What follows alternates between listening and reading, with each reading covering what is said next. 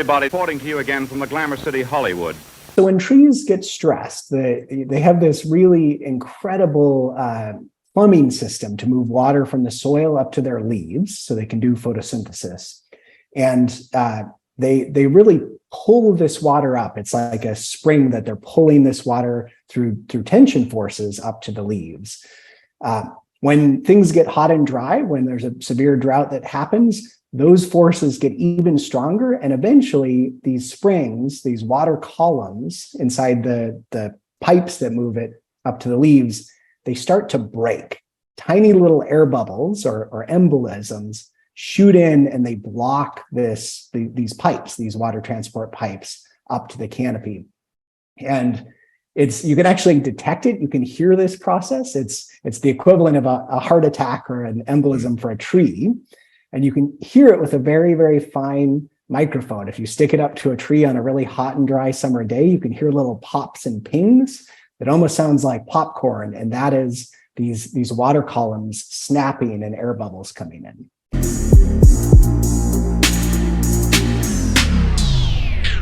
If you love listening to this show, please consider giving a rating and a review on Amazon Alexa or wherever you listen. We want to continue bringing you this amazing content, and part of our ability to do that means that we need a big audience. Now, it may not seem like much, but rating and reviewing the show will help more people find us, just like how you found this show. Simply on any podcast platform, search for a show, scroll down to the bottom, and push 5 stars. It's that easy. Thanks for supporting the show.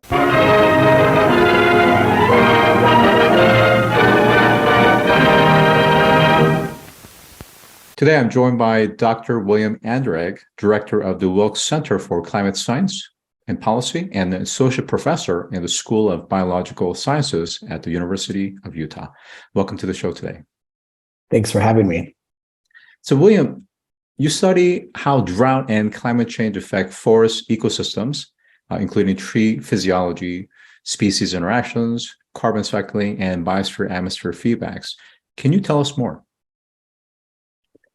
You know, the key piece here is that the future of Earth's forests in the 21st century is incredibly uncertain, that there are 2 sets of opposing forces that are pulling forests in different directions.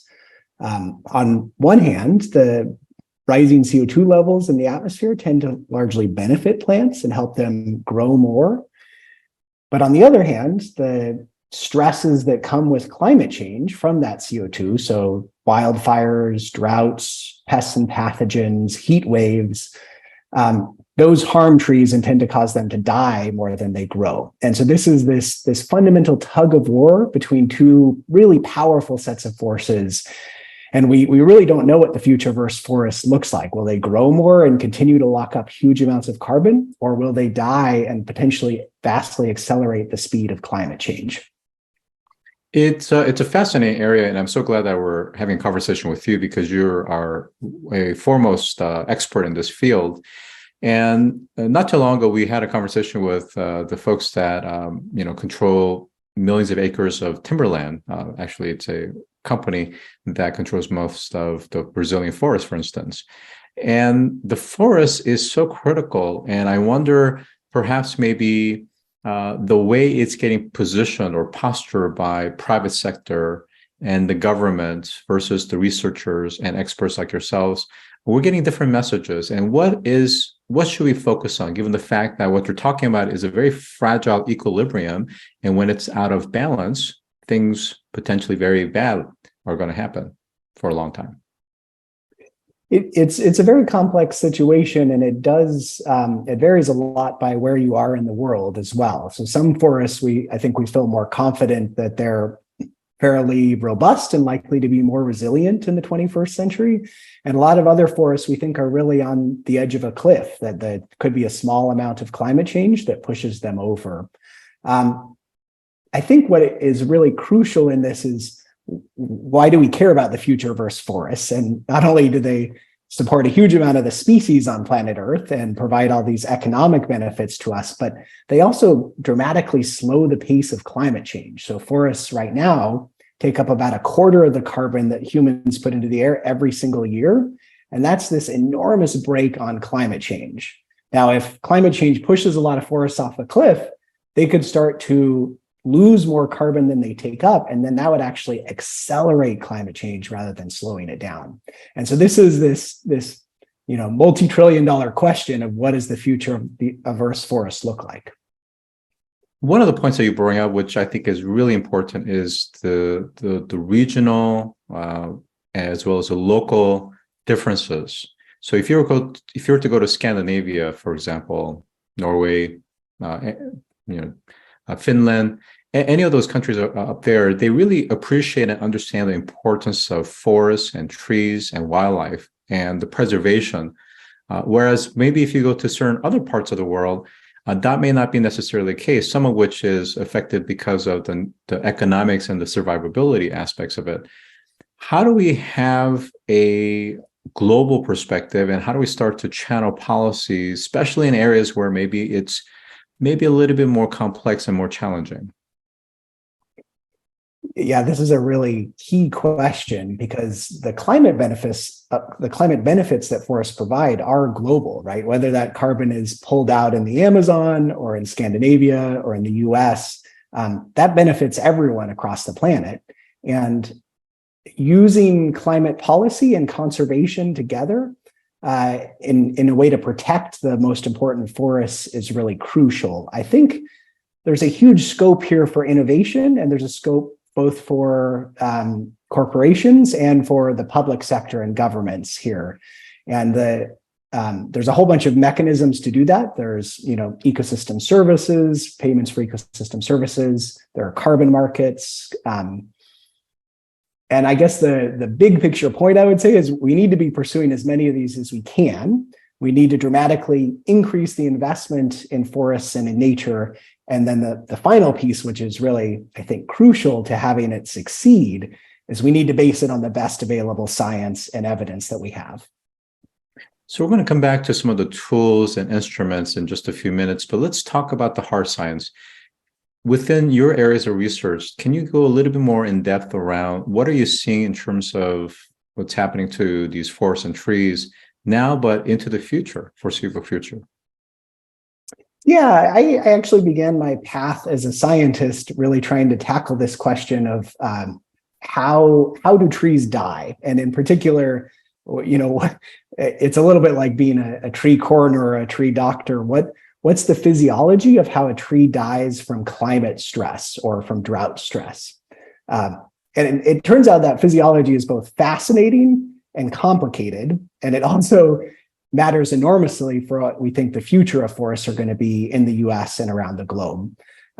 I started working in forests in the Western US, in Colorado. So I actually came back as a Ph.D. student to a number of forests that I had grown up camping and hiking and spending a lot of time in. And these forests looked like moonscapes. They were just skeletal trees that had died off en masse. And it was really striking. It was kind of a gut punch. It really struck me how visible and visceral these changes were just in my lifespan. And that really, I think, started the questions that would lead to my PhD work and ultimately my path in science of how do trees die and how can we use this physiology to understand the future, and how much is climate change really playing a key role here. And how trees die is actually a really fascinating story that I can tell you if you're interested. Very much so. Very much so. I know we've had in the past other experts that's come on. One in particular talked about the importance of what she calls mother trees and how it actually really nurtures and supports a larger ecosystem of other trees. And when mother trees are decimated or somehow intentionally or unintentionally killed off, it really affects the rest of the forest as well. But please tell us a little bit more about your area of research. When trees get stressed, they have this really incredible plumbing system to move water from the soil up to their leaves so they can do photosynthesis. And they really pull this water up. It's like a spring that they're pulling this water through tension forces up to the leaves.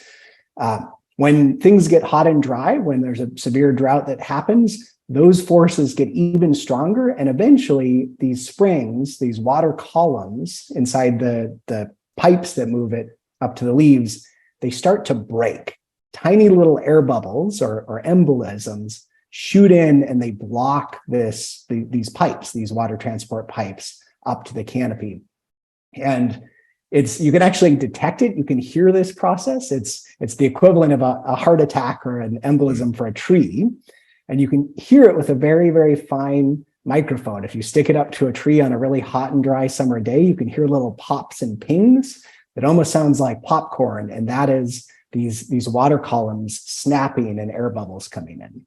And when you get enough of that system broken and filled with air, that's when the tree is going to die. Well, usually it'll be a delay of a year or two, but the tree's off, it's fallen off the cliff. Can you talk about the resilience of trees and how it can repair itself? And what are some ways that perhaps maybe not only do we need to measure what's happening to the health of the trees, but also things that we can start to think about from a remediation or maybe even policy as well as funding aspects? Yeah, there are a couple, I think, key pieces to unpack there. One is that some trees can recover from this drought stress if they don't lose too much of that water transport system. And we think there may be even some ability to acclimate, that trees might be able to, this is more of a plasticity in the phenotype, where trees may be able to grow more roots below ground or maybe put out fewer leaves, so they'll be a little more resilient to the next stress. This is an incredibly active area of research, actually, and something that we're working on understanding now. How much can they acclimate or get more or less resilient?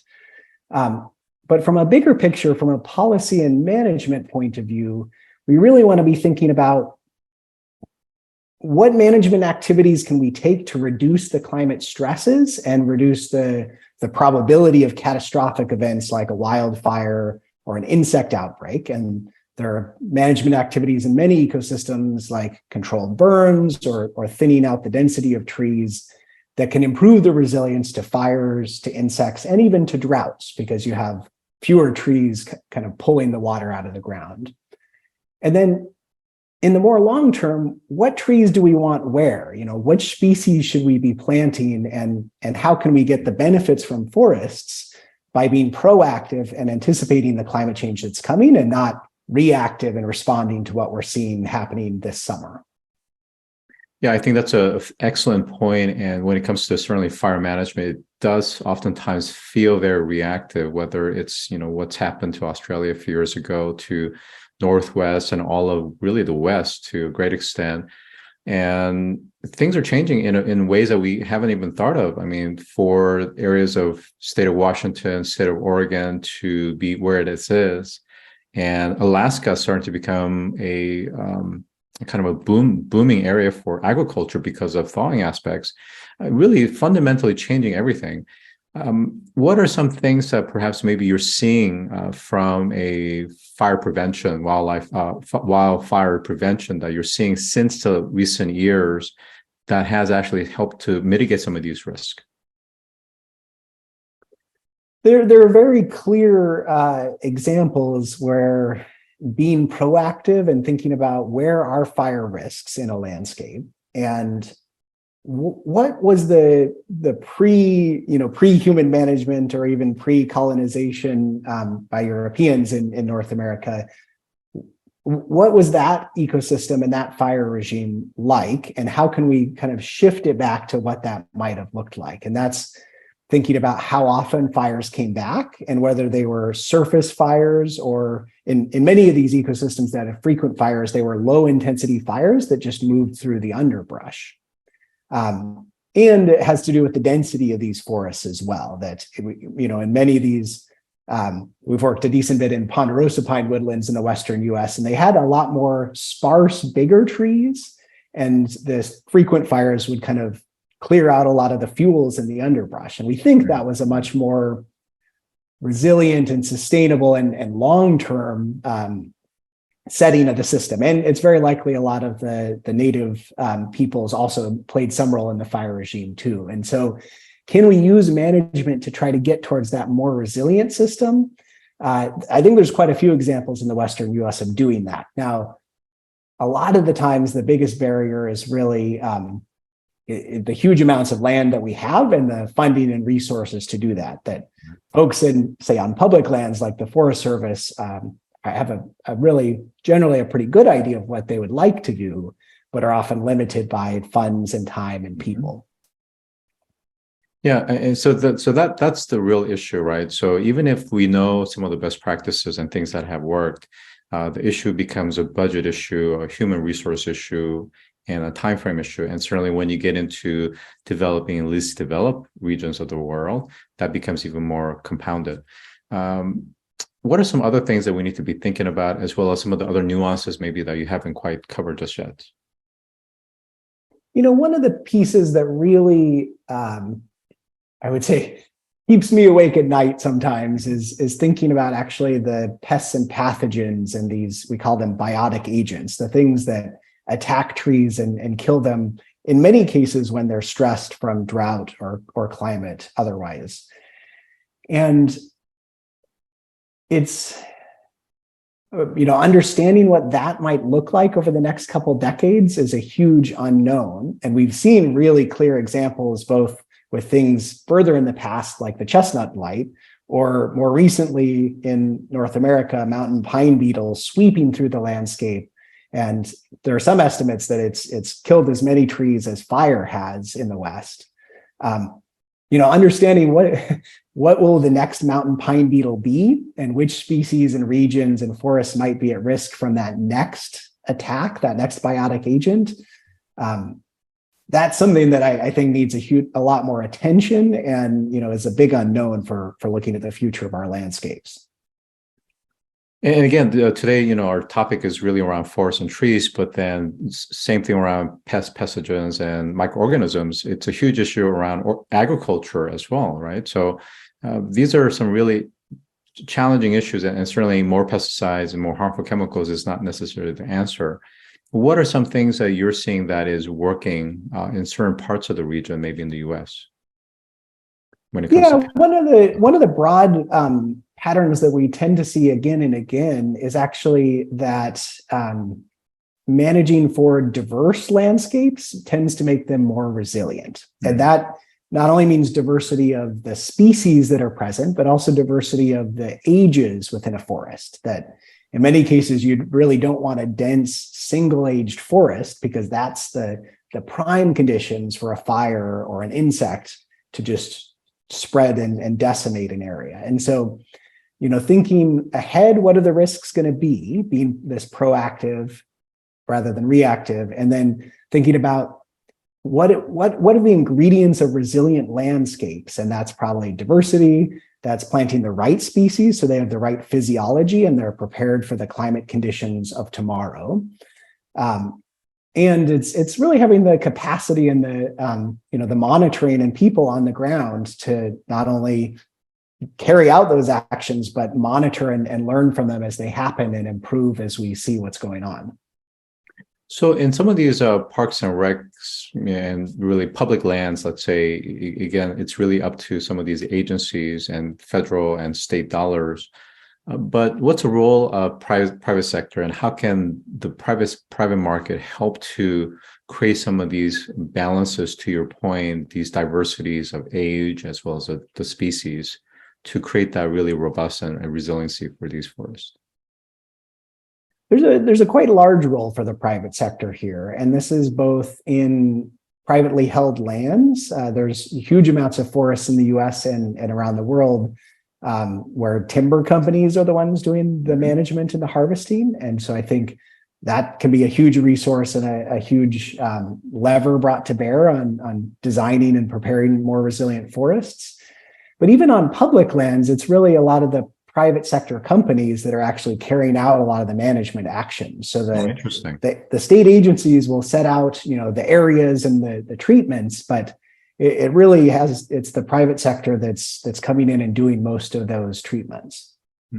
Very interesting. And I think there's also, I would just highlight too, I think there's a huge opportunity for innovation and pulling in satellite data here, and that the way we have monitored and managed forests in the past came out of this history of forestry, of going out and individually measuring trees. You walk up and you stretch a tape measure around a tree, and you take some data on it.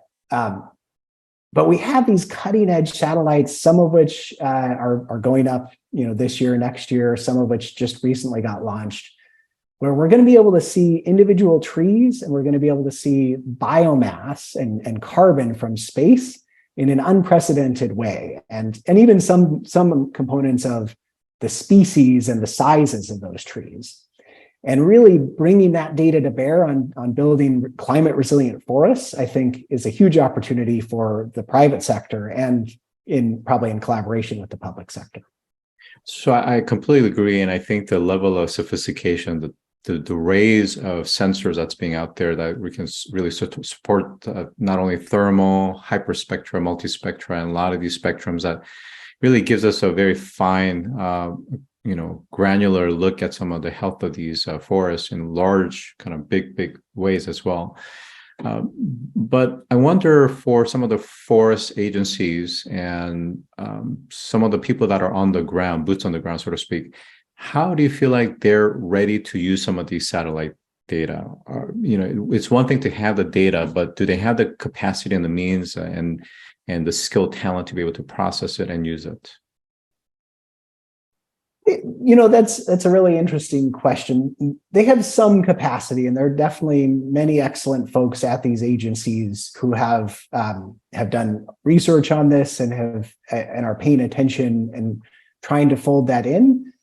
I think there's a substantial need to grow that capacity, and I think there's also an opportunity to really partner more with the academic researchers in this space and more with the private sector companies who are excited about this data, who have data scientists. And so I think they're really building more of these bridges is going to help the government agencies take advantage of these new data sets and really adapt their approach and their protocols and policies to what the opportunities that this new data is going to bring. Super. So we started to kind of cover some of these tools and instruments, and I wonder if you could talk about some of the other science and tools, specifically as it pertains to maybe improving carbon markets and carbon offsets. There's a huge need in carbon markets, and in particularly in these carbon offsets, which are really ramping up enormously. They're a pretty large market already, and it's really scaling rapidly, and there's an enormous need to bring the best available science to bear in these cases. And just a quick concrete example, if you're going to go into a given area and say, purchase a carbon offsets, that's where you maybe protect a forest from being cut down, or you say, we're going to log this forest less often so it stores more carbon. And that extra carbon, we're going to count as part of our emissions reductions in some sort of climate policy.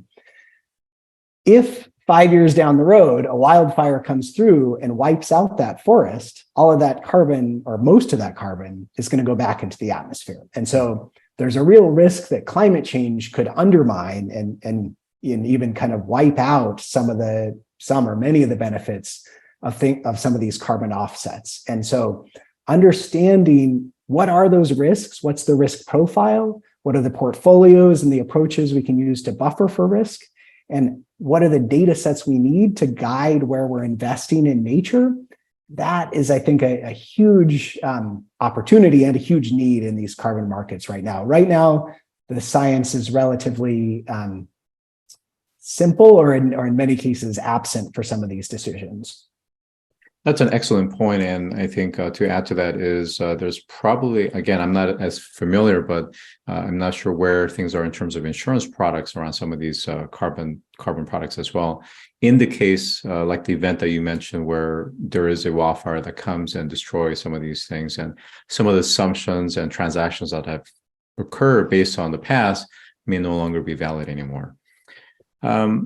Tell us a little bit about the Wilkes Center for Climate Science and Policy at the University of Utah, and why being at Utah is so critical for some of the goals and objectives of this particular center. The Wilkes Center for Climate Science and Policy launched last year, so we're a brand new center, and we have a vision of providing cutting-edge science into the hands of decision makers, and really trying to bridge this gap between the excellent scientific work and data sets being produced, and leaders in the corporate space or in the public sector who really could use this data to make much better decisions, whether that's risk on carbon markets, whether that's wildfire planning. Water is a huge, important issue in Utah and the West. So how can we build the tools and really foster the innovation? So some of this also is training the next generation of leaders and innovators and entrepreneurs to help tackle these problems. So those are kind of the two pillars of the Wilkes Center. One of the aspects that we see is really exciting is providing tools that let people easily tackle and use this immense data that's being produced. So if a scientist like me goes out and creates a risk map for fire in the US, the typical route is just to publish that in an academic journal that then nobody outside of the scientists really reads and nobody can use. And really, it's a key set of steps to actually figure out the stakeholders who want to use that data and then build a really easily usable and publicly available tool to get that data into the hands of decision makers. Now, some of these data and eventually the different forms that the derivatives will be created out of, will these be monetized, or are these essentially public goods that the center will be supporting? This is something that we think about quite a bit, and I think that there may be some cases in some research where companies might be spun off or startups launched, but really, I think the goal of almost all of this research is to make this publicly available data and tools, because I guess maybe I should frame it this way, that where we think a private sector approach could help scale it a lot faster, we would think about it. But given that a lot of this research is funded by federal agencies, making this data available to the public for free and really usable by the public is a high priority for us. Outstanding. And I'm just thinking there's probably many entrepreneurs that are in the carbon accounting space, for example, that can't wait to get the hold of some of this data sets. Now, the center has also announced a $1.5 million annual International Wilkes Center Climate Prize. I wonder if you could tell us a little bit about that. We're incredibly excited about this prize. So we announced that this fall, and actually the applications are now open for pitches in the first round of this prize. And so I hope that many of your listeners go check it out. And if they have a great idea or solution, that they put in a pitch. We think that, so what the prize is really focused on is scalable climate solutions. If you have an idea or a company or an organization that has a climate solution that can really scale up and have a pretty substantial bite out of climate change, we want to hear about it. And we think that this prize fills really a nice gap and an important niche, in that it really calls a lot of attention to what are some of the key ideas that are just emerging out of feasibility that we think could scale up dramatically. And we think there's a lot of potential for running this every year and maybe having slightly different themes in different years. But right now, this year, it's really a wide open prize that we're happy. We'd love to hear the best ideas in any sector. Fantastic. I love some of the initiatives, and I love the focus of the center. And I think the mission is so spot on. And this is exactly what we need at this time: more data, more granularity, and certainly different types of incentives to help spur some of this larger scale change. Any final comments around forests and trees? I have quite a bit of optimism for the future of the Western US, mostly really evolving around, I think we can rise to the challenge, and I think we can solve a lot of these problems with creativity, with innovation, and with science. And we're certainly going to have to do things differently. Climate change is going to really force a different way of interacting with nature and with our limits of water and carbon. But most of the time, I'm optimistic that we're going to meet that challenge. Amazing. That's exactly what we need. And with that, I have been joined by Dr. William Anderegg, Director of the Wilkes Center for Climate Science and Policy, and Associate Professor in the School of Biological Sciences at the University of Utah. Thank you for joining today. Thanks for having me. If you've enjoyed this episode, take a moment to rate our show on any podcast platform that you listen to. Scroll down to the bottom and push 5 stars. It's that easy. And as always, thanks for listening.